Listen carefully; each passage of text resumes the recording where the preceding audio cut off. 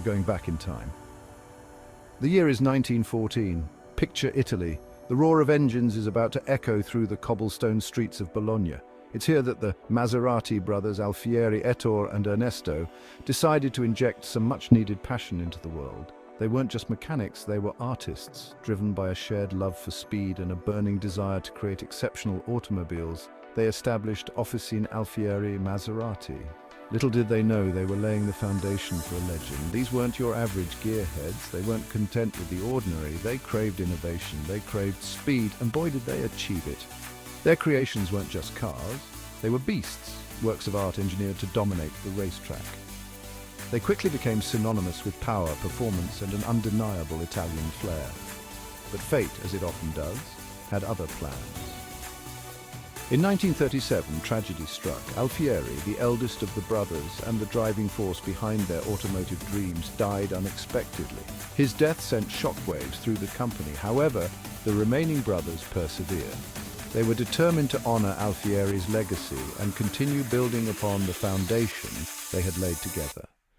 The Maserati brothers' story is one of passion, dedication, and an unyielding pursuit of automotive excellence. Every legendary car needs a symbol, right? For Maserati, that symbol is the Trident, but it's more than just a cool logo they slapped on the hood.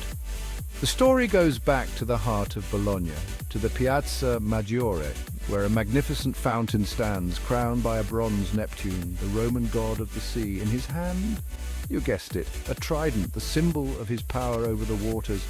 One of the Maserati brothers, Mario, saw in that trident the perfect emblem for their creations.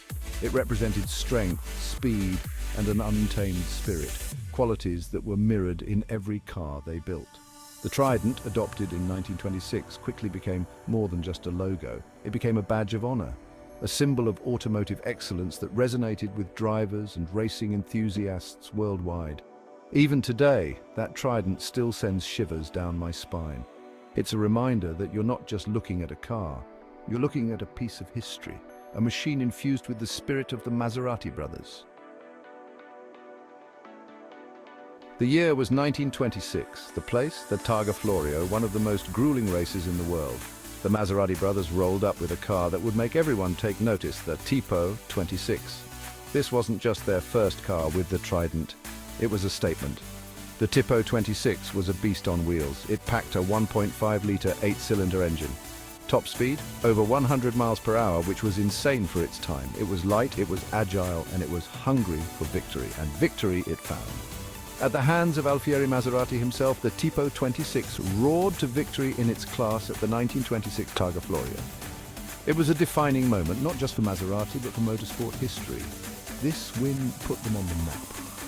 Suddenly everyone knew the name Maserati. The Tipo 26 wasn't just a car, it was a declaration that the Maserati brothers were here to dominate.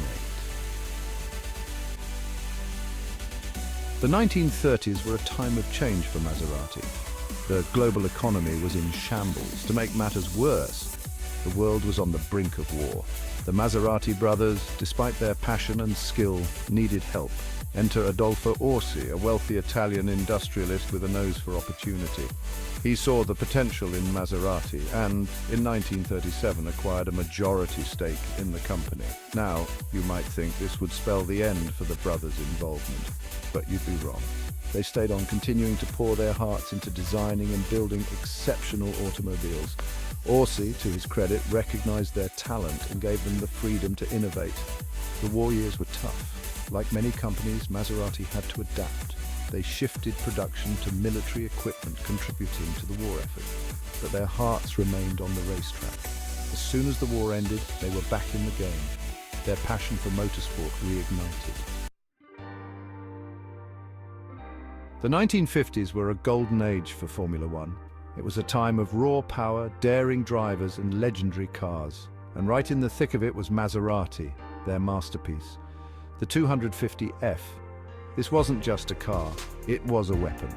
It was powered by a 2.5-litre straight-six engine that sang a glorious high-pitched scream that would send chills down your spine. It was a driver's car, responsive, nimble, and capable of incredible speed. Behind the wheel of the 250F was a legend in the making, Juan Manuel Fangio. This Argentinian maestro of speed was considered one of the greatest drivers of all time, and in the 250F he found his perfect match.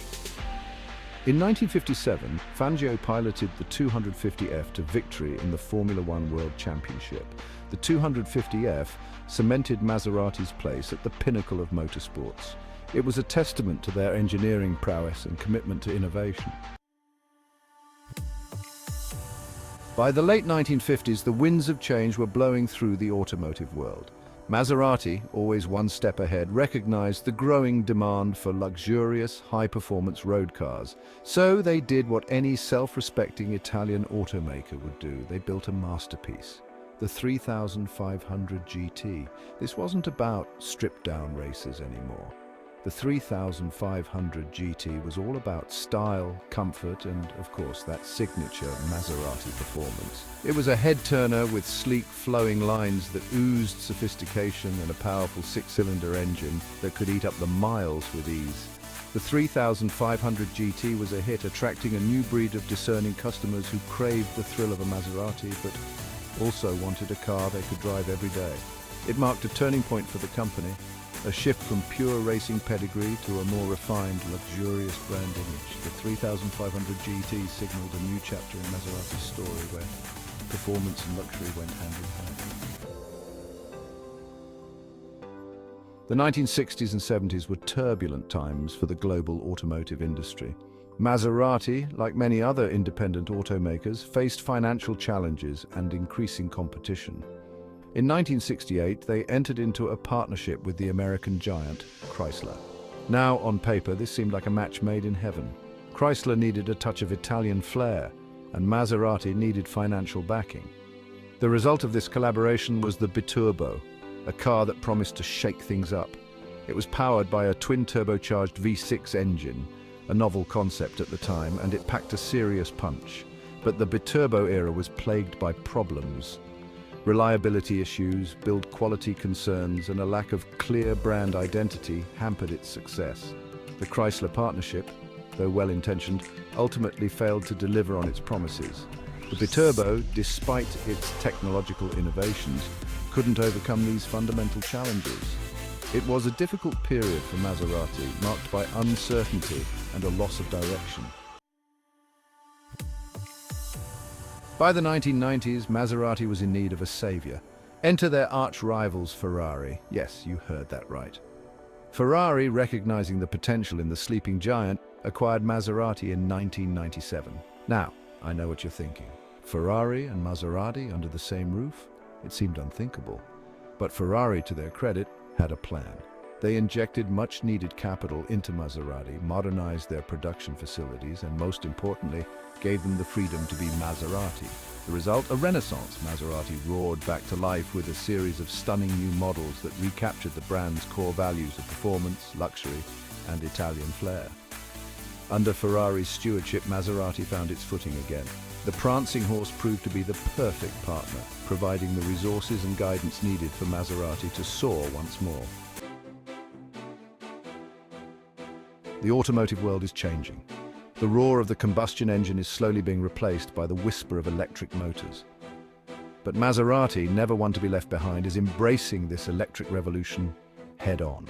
They've already unveiled their first all-electric sports car, the Gran Turismo Folgore.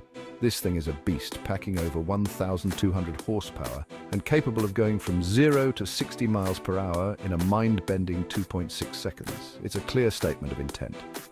Maserati is here to stay, and they're not afraid to challenge the status quo. But it's not just about raw power.